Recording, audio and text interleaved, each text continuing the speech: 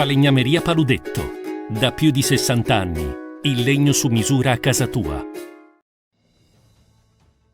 TG Plus News edizione di Venezia, buon pomeriggio.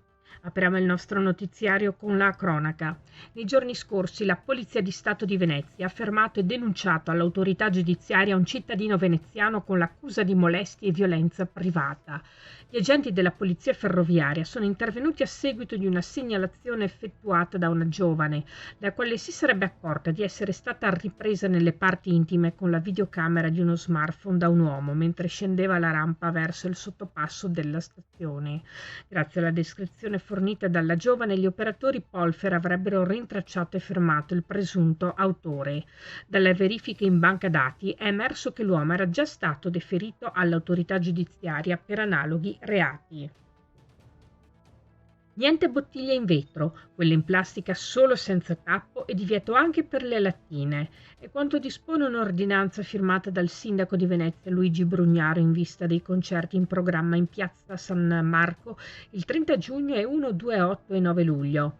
Divieto anche per il trasporto e la detenzione di spray al peperoncino e di sostanze sintetiche che producono gli stessi effetti. Tra le altre restrizioni elencate nel provvedimento, anche il divieto di vendita dei biglietti dei concerti al di fuori dei punti vendita autorizzati. Eventuali violazioni delle disposizioni saranno passibili di sanzione pecuniaria tra i 25 e i 500 euro e della confisca dei contenitori e degli oggetti vietati. L'Area Lavori Pubblici, Mobilità e Trasporti del Comune di Venezia ha emanato un'ordinanza con la quale dispone fino al 20 luglio il divieto di transito lungo il percorso ciclopedonale esistente a Santa Maria del Mare a Pellestrina, nel tratto compreso tra strada comunale dei Murazzi e la carrettà da Belvedere a San Pietro in Volta. Il provvedimento si rende necessario per procedere alla manutenzione e ripristino del sedime ciclabile del percorso presente appunto a Santa Maria del Mare, nell'ambito dell'intervento per la realizzazione di una pista ciclabile a Pellestrina, finanziato con fondi strutturali PON Metro React per 2.920.000 euro. Ed entro la fine dell'anno sarà completato l'intervento di riqualificazione della piscina di via Calabria alla Gazzera a Mestre.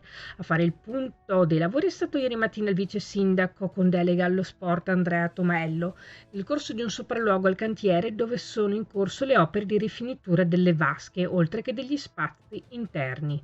Un intervento finanziato con fondi PNRR per un importo di 1.100.000 euro, ai quali si aggiungono altri 400.000 euro per lavori finalizzati all'efficientamento energetico finanziati con fondi PON Metro React EU.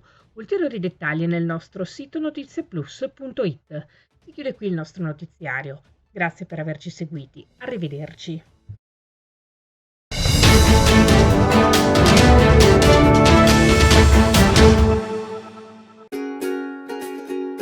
Falegnameria Paludetto. Da più di 60 anni. Il legno su misura a casa tua.